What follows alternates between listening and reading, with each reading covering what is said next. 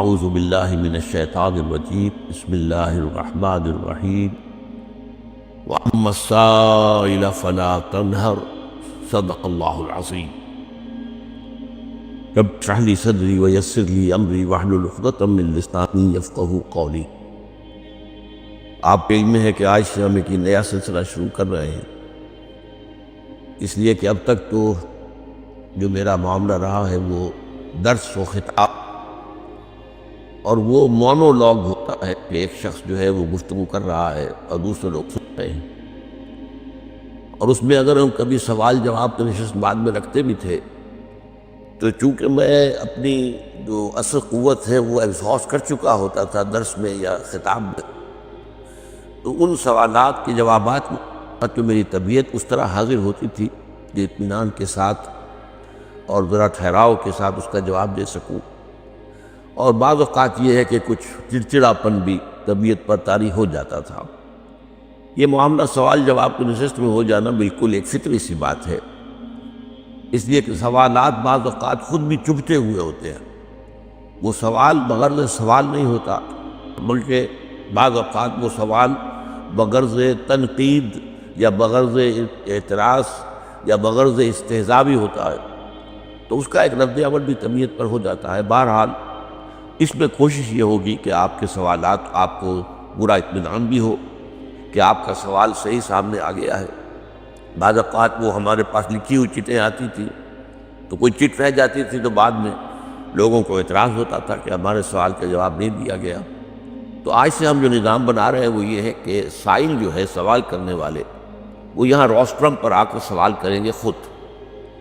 البتہ اس میں ذرا رسک ہم لے رہے ہیں، بعض اوقات بعض حضرات جو ہیں وہ پھر گفتگو لمبی شروع کر دیتے ہیں، وہ تقریر کا انداز ان کا ہو جاتا ہے، وہ بہرحال سوال و جواب کی نشست میں نہیں ہونا چاہیے۔ سوال یہ آپ کی اصل میں مہارت کا جو ہے امتحان ہے کہ سوال جو ہے سادہ ہو، مختصر ہو، بات سمجھ میں آ جائے، ایک دو جملوں میں سوال کر دیا جائے، یہ نہیں کہ اس کا ایک پس منظر، اس کے پھر دلائل اور اس کا سب، وہ تو پھر تقریر کی بات ہو جاتی ہے۔ تو وہ بعض اوقات آپ کو یاد بھی ہوگا کہ میں کہتا رہا ہوں کہ اگر کوئی صاحب کوئی سوال لمبا کرتے تھے تو میں کہتا تھا کہ آپ مجھ سے میری تقریر کا انتقام لے رہے ہیں، اتنی لمبی تقریر کر کے کہ میں نے آپ کی سنی ہے تو آپ میری سنیں، یہ انداز نہ ہو بلکہ مختصر ترین انداز میں سوال کیا جائے۔ ایک آدھ بات اور بھی کہ یہاں جو سوالات ہیں اس میں ایک سیلف سینسر آپ کو خود لگا لینا چاہیے۔ پہلے یہاں ہوتا تھا کہ حضرت عارف رشید یہاں بیٹھے ہوتے تھے تو وہ کچھ چٹیں چھوڑ جاتے تھے، اس کی وجہ کیا ہے کہ بارہا میں نے کہا ہے کہ میں مفتی نہیں ہوں، فقہی سوالات میں نہیں چاہتا کہ مجھ سے کیے جائیں، اور اگرچہ میری رائے ہوتی بھی ہے بعض اوقات لیکن میں وہ رائے دینا نہیں چاہتا، اس لیے کہ میں فقہی اختلافات میں اپنے آپ کو انوالو کرنا نہیں چاہتا۔ اصل میں یہ جو چیزیں ثانوی ہیں اور ان کی حیثیت جو ہے دین میں بنیادی نہیں ہے، اختلاف کی گنجائش ہے، پھر وہاں اختلاف بھی ہوتا ہے۔ اس مسئلے میں فقہ حنفی کا مسلک یہ ہے، اہل حدیث حضرات کا موقف یہ ہے، اگرچہ ہمارے ہاں دوسری فقہ نہیں ہے لیکن یہ کہ فقہ حنبلی ہے اور فقہ مالکی ہے اور فقہ شافعی ہے، علیحدہ علیحدہ موقف ہے، تو یہ چونکہ مختلف فی ہے فی الاصل بھی، اس اعتبار سے ان کو بیان کرنے میں پھر یہ کہ آدمی کے اوپر لیبل لگ جاتا ہے کسی بھی جو ہے وہ فقہ کا۔ اور میں جو بھی کام بنیادی کر رہا ہوں دین کا، کہ جو اساسات ہیں، میں ہمیشہ یہ کہا کرتا ہوں کہ جو لفظ آج بدنام کرنے کے لیے اختیار کیا گیا ہے مسلمانوں کو فنڈامنٹلسٹ، تو میں واقعتاً فنڈامنٹلسٹ ہوں، یعنی دین کے جو فنڈامنٹلز ہیں میرا سارا ایمفیسس ان پر ہے، اس کی جو فروعات ہیں ان فروعات کے اوپر میرا ایمفیسس نہیں ہے، نہ میں نے انہیں اپنا موضوع بنایا ہے، نہ میں اس معاملے میں کوئی فتوے دیتا ہوں۔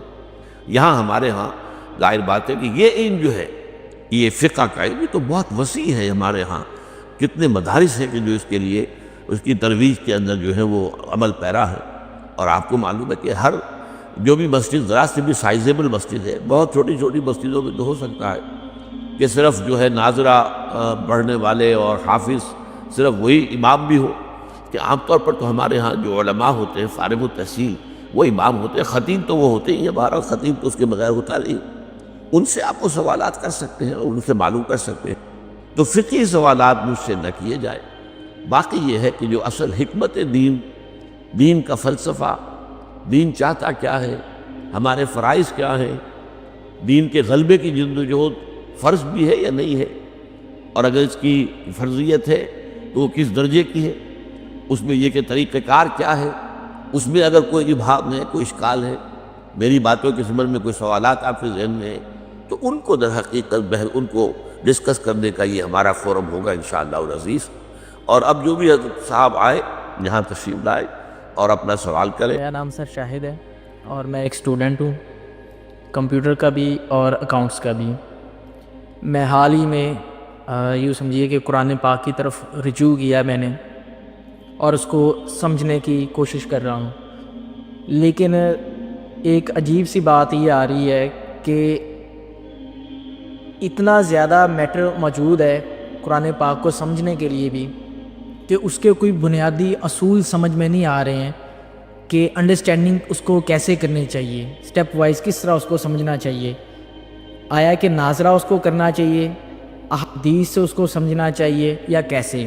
کیونکہ اگر ہم احادیث کو بھی اٹھا لیتے ہیں پڑھتے ہیں تو کچھ علماء کہتے ہیں جی کہ احادیث کے بارے میں بھی یہ ہے کہ کچھ ضعیف ہیں یا حسن ہیں یا اس کا مطلب کسی خاص وقت کے لیے تھا۔ تو ایک عجیب سا مطلب کہ ذہن کے اندر ایک وہ تلاطم ہو جاتا ہے کہ آدمی کرے کیا کرے، کس طریقے سے اس کو مطلب کہ انڈرسٹینڈ کرنے کی کوشش کرے کہ وہ ایک سیدھی راہ کے اوپر آ جائے کہ اسے قرآن پاک کی بنیادی جو تعلیمات ہیں ان کے اوپر چل کے کم لیکن کامل علم کو حاصل کر سکے۔ قرآن مجید کی طرف آپ کا رجوع ہوا ہے، توجہ ہوئی ہے، اس کو اللہ کا بہت بڑا فضل اپنے اوپر سمجھیے، اور جب اللہ کا فضل ہو تو پھر اس کا شکر بھی ادا کرنا چاہیے اللہ کے جناب کے۔ میں آپ سے ایک عجیب بات کہہ رہا ہوں، شاید آپ کو بہت وہ نئی سی لگے گی۔ قرآن کو ایسے پڑھیے جیسے بدو پڑھتے تھے۔ بدو نہ فلسفی تھے، نہ منطقی تھے، نہ سائنسدان تھے، نہ ابھی حدیثیں ان کے پاس تھی، نہ ابھی فقہ مرتب ہوئی تھی۔ وہ کیا تھا؟ عربی زبان، یہ ان کی اپنی تھی۔ تو شرط اول جو ہے قرآن مجید کو سمجھنے کے لیے وہ عربی زبان کا صرف و نحو صحیح جاننا یہ لازم ہے۔ پھر قرآن کے متن ہی کو اصل سمجھیے۔ البتہ یہ ہے کہ اس کو آپ سمجھیں کہ یہ پہلا مرحلہ ہے قرآن پر غور کا، قرآن پر فکر کا، قرآن پر سوچ کا۔ اس کے بعد اگلے مراحل بھی آئیں گے۔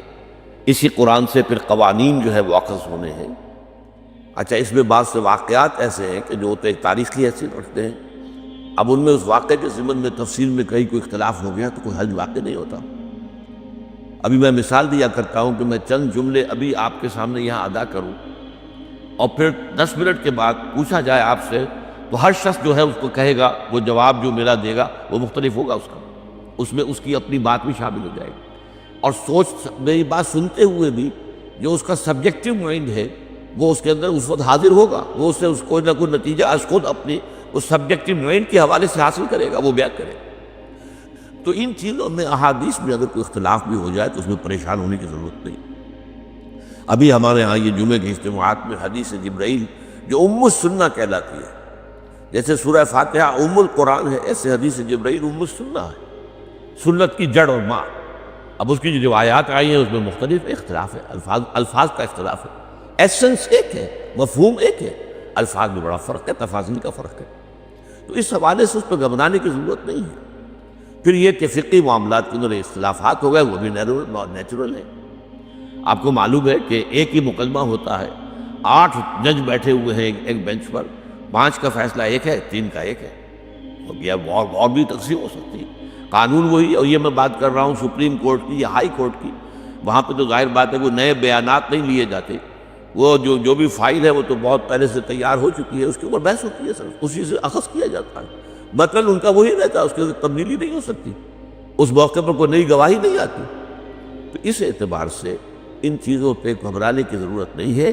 البتہ آپ آغاز جس طریقے سے کریں وہ میں نے آپ کو بتا دیا ہے، اس میں یہ کہ آپ اصل میں ان تمام جو چیزیں ہیں اضافی، ان سے ذرا صرف نظر کرتے ہوئے عارضی طور پر پہلے قرآن کو ایسے پڑھیے جیسے بدو پڑھتا تھا۔ اور وہی بات تھی کہ بدو پھر جس طریقے سے موٹیویٹ ہوا ہے، بدو سے مراد میں صحابہ کو عام طور پر نص دے رہا ہوں، ان کی اس کے لیے وہ نہ سمجھے کوئی توہین کی بات ہے. مطلب یہ کہ میں اس بارے میں کہہ رہا ہوں کہ وہ لوگ کوئی فلسفی نہیں تھے، کوئی پڑھے لکھے لوگ نہیں تھے، بلکہ امت کا نام ہی ہے یہ جو ہے امیین، ان پڑھ لوگ، ان پڑھ، ان لیٹرڈ ون. حضور کی نشان بھی یہی ہے، امی ہے.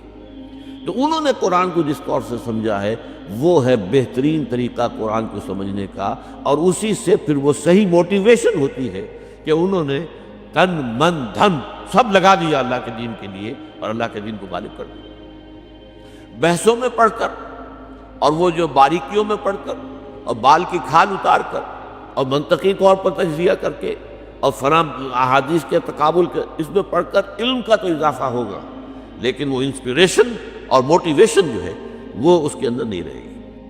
ڈاکٹر صاحب میں یہ پوچھنا چاہتا ہوں کہ کانکوبائنز جو تھیں آپ صلی اللہ علیہ وسلم کے دور میں، ان کے ساتھ جو نکاح کا کانٹریکٹ تھا اس کی کیا حیثیت تھی عام بیویوں کے نکاح سے؟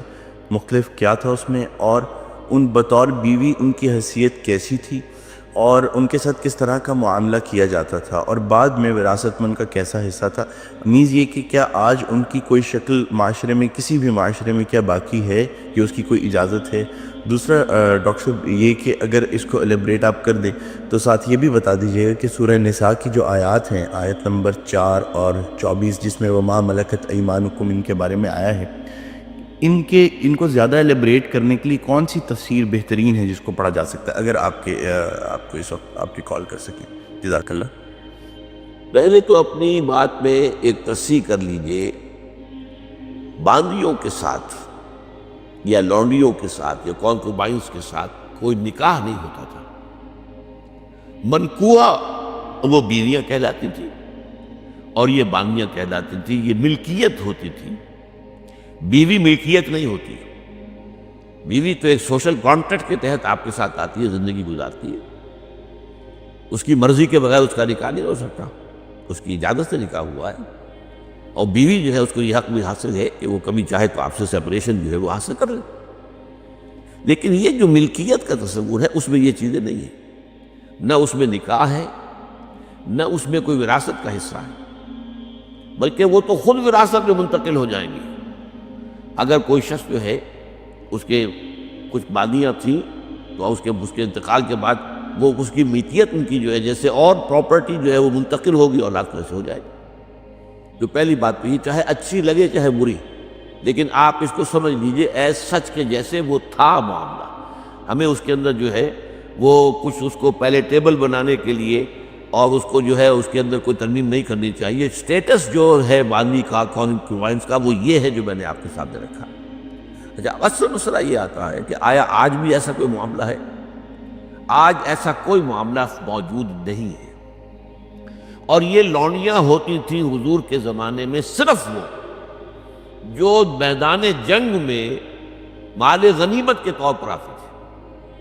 آپ ایک جنگ ہوئی ہے، فرض کیجئے جنگ بدر ہوئی ہے.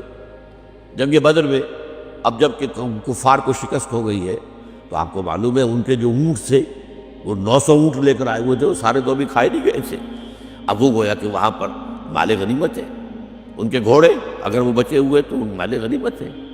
وہ جو آدمی بھاگتا وہ اپنا اسلحہ بھی پھینکتا جاتا ہے تاکہ بھاگے اور جان بچائے. یہ سب کیا ہے؟ مال غنیمت ہے.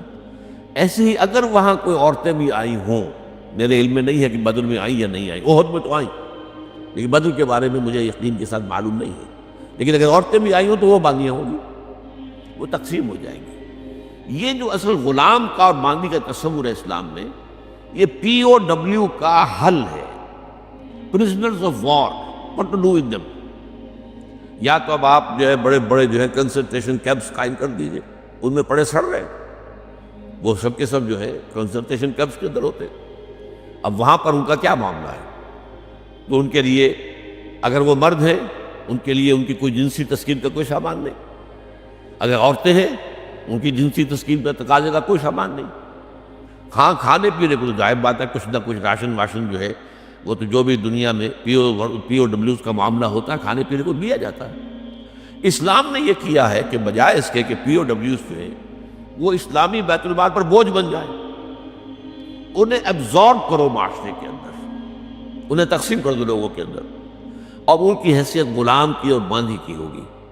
انہیں آپ کھلائیں بھی وہ حضور فرماتے ہیں جو خود کھاتے ہو وہ کھلائیں، جو خود پہنتے ہو وہ پہناؤ، اچھے سے اچھا سلوک کرو۔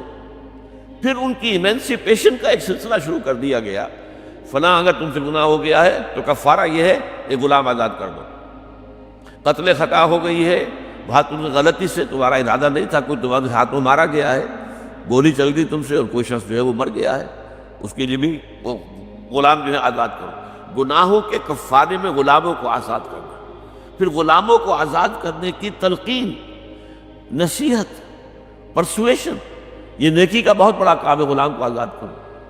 یہ ساری چیزیں جو ہیں اس کے ذریعے سے ایک دفعہ انہیں سوسائٹی میں جذب کرنے کے بعد وہ علیحدہ ایلیمنٹ نہیں رہے، اب سوسائٹی کا حصہ بن گئے، وہ ایک گھر کے اندر ہے، وہاں رہتے ہیں، ان کے ساتھ جو ہے ان کے مالک ہیں، اور اسی طریقے سے ان کو رفتہ رفتہ ان کی ایمینسیپیشن کا بندوبست کیا اسلام نے۔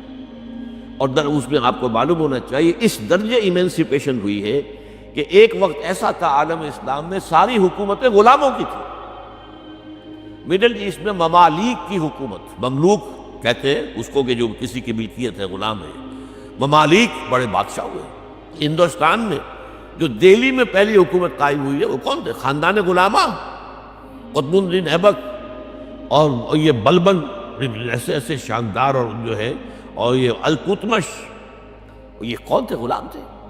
ہمارے بڑے بڑے دین کے علماء ائمہ غلام، چنانچہ بڑے علماء اساتذہ غلاموں میں سے۔ تو اسلام نے یہ راستہ اختیار کیا ہے۔ البتہ آخری سوال کا یہ ہے جو میرے اپنے ذہن میں ہے کہ اسلام نے اس انسٹیٹیوشن کو فائنلی ایبروگیٹ کیوں نہیں کیا؟ ایبروگیشن جیسے آپ کو معلوم ہے سود کا معاملہ چلتا رہا، آخر میں آ کے سن 9 میں فائنلی طے کر دیا گیا حرام، اب اس کے قریب مت رکھو۔ اس کی حکمت میرے نزدیک یہ ہے کہ یہ خالص اسلامی جہاد ہونا ہے قیامت سے قبل ایک مرتبہ، بہت بڑے پیمانے کا، جس کو کہا گیا ملاحم، اور جس پر پورے باب جو ہے وہ احادیث کی کتابوں میں ہے۔ اس وقت میں سمجھتا ہوں کہ ضرورت پیش آئے گی اس انسٹیٹیوشن کو انووک کرنے کی، کہ اس وقت پرزنرز آف وار کا معاملہ اس طور سے ڈیل کیا جائے، لیکن اس وقت تک کسی آزاد انسان کو پکڑ کر غلام بنا لینا بہت بڑا گناہ ہے، ناقابل معافی گناہ ہے، کسی کو حق حاصل نہیں۔ یہ جو امریکنز لے گئے تھے، آپ کو معلوم ہے یہ افریقہ کے مغربی ساحل کے ساتھ ساتھ وہاں سے یہ لوگ لے کر گئے پکڑ کر ان کو، افریقیوں کو، اور وہاں جا کر انہیں غلام بنایا ہے اور شدید ترین جو ہے سختیوں میں انہیں رکھا ہے۔ یہ معاملہ اسلام میں نہ کبھی ہوا ہے، نہ اس کی کوئی اجازت ہے۔ کسی غلام، کسی آزاد انسان کو پکڑ کر زبردستی غلام بنا لینا، اس کی نہ کبھی اجازت رہی ہے نہ کبھی ہوگی۔ البتہ پرزنرز آف وار کے معاملے میں یہ شکل ہے جو اسلام میں رہی ہے، اور ہمیں اسی طریقے سے سمجھنا چاہیے۔ میرا اپنا سوال تو کوئی اور تھا، مجھے ایک بزرگ نے بھی ایک سوال دیا ہے، میں آپ سے اجازت چاہوں گا 2 سوال کلیئر کر لوں۔ ایک تو یہ ہے کہ حضور پاک صلی اللہ علیہ وآلہ وسلم سے افضل ذات ہمارے نزدیک کوئی نہیں ہے، اس میں تو کوئی شک نہیں ہے، وہ اعلیٰ مقام پر فائز ہیں۔ لیکن ایک جگہ حضور پاک صلی اللہ علیہ وسلم نے یہ بھی فرمایا کہ تم مجھے حضرت یونس علیہ السلام پر بھی فضیلت نہ دو۔ ایک تو اس کی تھوڑی سی مجھے کلیریفیکیشن آپ اگر کر دیں۔ ایک ہے کسی کا افضل ہونا، ایک ہے اس کے افضلیت کو بیان کرنا، ان دونوں میں فرق ہے۔ اصل میں کیا ہے، اگر آپ حضور کی افضلیت پر زیادہ زور دیں گے تو دوسروں کے اندر عصبیت پیدا ہوگی، نہیں ہمارا رسول، ہمارا نبی افضل ہے، ایک خامخواہ کی کنٹروورسی شروع ہو گئی۔ حالانکہ اس میں کوئی بات ہی نہیں، کوئی اہم بات ہی نہیں، حضور کی افضلیت جو ہے کوسچنیبل ہے ہی نہیں، اس کے بارے میں آپ بیان بھی کریں گے، اگر میں حضور کے مقام کو، مقام عالی جو آپ کا بیان کروں تو کچھ نہ کچھ کمی ہو جائے گی میرے بیان کرنے میں، میں اس مقام کو بتمام و کمال تو بیان بھی نہیں کر سکوں گا، اس لیے کہ اس پورے مقام کو جاننا سمجھنا کوئی آسان کام تو نہیں ہے۔ تو اس حوالے سے یہ حکمت کا تقاضا یہ ہے کہ اس ایشو کو اس طور سے نہ چھیڑا جائے۔ حضور ہے اور اس اعتبار سے وہ اپنی جگہ پر تمام انبیاء میں افضل ہیں، لیکن اس کے اوپر زور دینا، اس کو بیان کرنا، یہ پھر ایسا ہو جاتا ہے گویا کہ رسول محمد تو ہمارے ہیں اور تمہارے کوئی اور ہے، محمد تو سب کے لیے آئے بھائی، وہ سب کے ہیں۔ یہ دوسری بات ہے کہ آپ نے انہیں پہچانا نہیں ہے، وہ تو آپ کے بھی ہیں۔ اس انداز میں دعوت و تبلیغ کا جو معاملہ ہے اس کی حکمت کا تقاضا یہ ہے کہ اس ایشو کو زور نہ اس پر دیا جائے۔ اسی طرح تھوڑا سا میرا رجحان بھی یہ اسلام اور قرآن کو میں پڑھنے کی کوشش کر رہا ہوں، اور سارا اس میں کوشش ہے کہ پورا قرآن کا ترجمہ ابھی تک پڑھ چکا ہوں الحمدللہ۔ کچھ چیزیں وہ انسان کے ڈاؤٹ میں آتی ہیں کہ مطلب اس کو نارملی اگر آپ پڑھیں تو کئی سوالات انسان کے ذہن میں آتے ہیں۔ جیسے ایک مجھے یہ چیز کلیئر کرنی تھی، قرآن کی ایک آیت ہے کہ اور ہم رات کو سوتے ہوئے آپ ان کی روحیں قبض کر لیتے ہیں اور پھر اس کو کر دیا جاتا ہے۔ ایک تو اس پہ تھوڑی سی مجھے آپ سے چاہیے کہ اس کا کیا ایگزیکٹ کیا ہے کہ رات کو سوتے ہوئے جب مطلب روحیں قبض کر لی جانا اور پھر اس کو مطلب واپس لانا، کیا یہ اسی طرح قیامت کے دن جو میری مطلب اپنی سوچ ہے کہ یہ بھی ایک طرح کا پروف ہے کہ جس طرح ہم رات کو جب سوتے ہیں اور جب ہم اٹھتے ہیں تو ہماری روح ہی ہمارے اندر ہمیشہ صبح اٹھ کے آتی ہے، اسی طرح اللہ تعالیٰ جو ہے وہ قیامت کے دن سیم ہماری انہی انسانوں کو اسی پروسیس کے تھرو اٹھائے گا۔ ایک میری لاجک کے حساب سے یہ بھی ایک بہت بڑا موو ہے کہ شاید یہ اس سے ریلیٹڈ ہو۔ اصل میں مغالطہ آپ کو جو ہو رہا ہے وہ لفظ روح سے، وہاں لفظ روح ہے ہی نہیں۔ ساری آپ کی گفتگو جو ہے وہ لفظ روح کے گرد گھوم رہی ہے۔ آیت میں لفظ روح ہے ہی نہیں۔ اللہ یتوفی الانفس حین موتها والتی لم تمت فی منامها،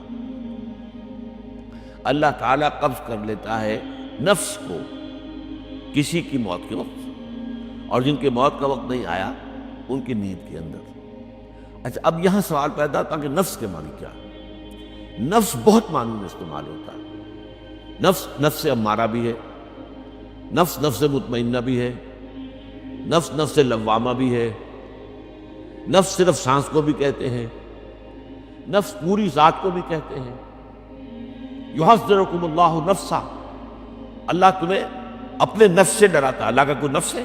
وہ نفس امارہ ہے معاذ اللہ، وہاں مراد ہے پوری ذات۔